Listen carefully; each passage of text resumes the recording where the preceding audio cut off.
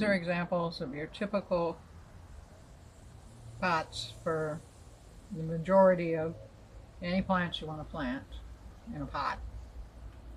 This is a terracotta, otherwise known as a clay pot.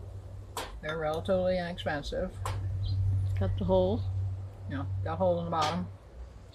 You can also get a plastic version with holes in the bottom. These two come in a wide. It can come in any kind of a glazed pot.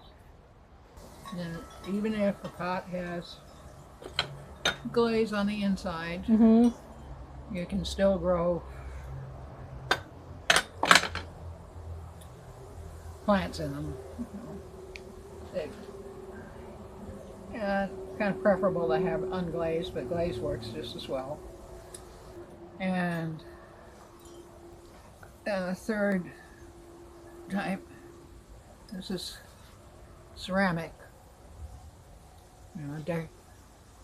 decorative pot, unglazed inside, and this has a drainage hole that it comes with the plastic there. So if you're not putting a live plant in it, it's got a tight stopper.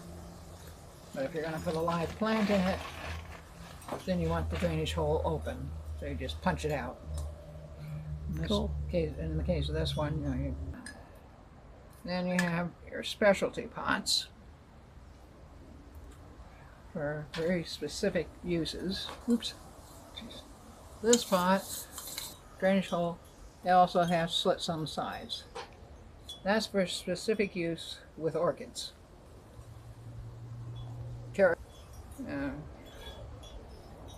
They come in larger sizes as well. Now if you're dealing with water plants and you have a larger size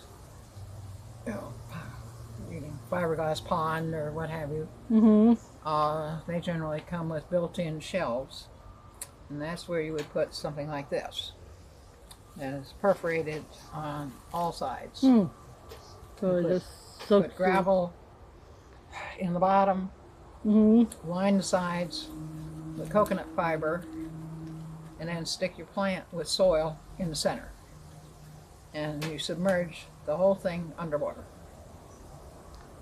Cool. It has to be a water-loving plant. Most plants do not like to be in water 24/7. Right. They like their water in moderate. So this one is strictly for ponds. Different sizes, different shapes. This is your basic small one. But if you're going for submerged, like a water lily, you would plant it in one of these. Okay. The larger ones can come in an arc or a big circle. That's the end of that video.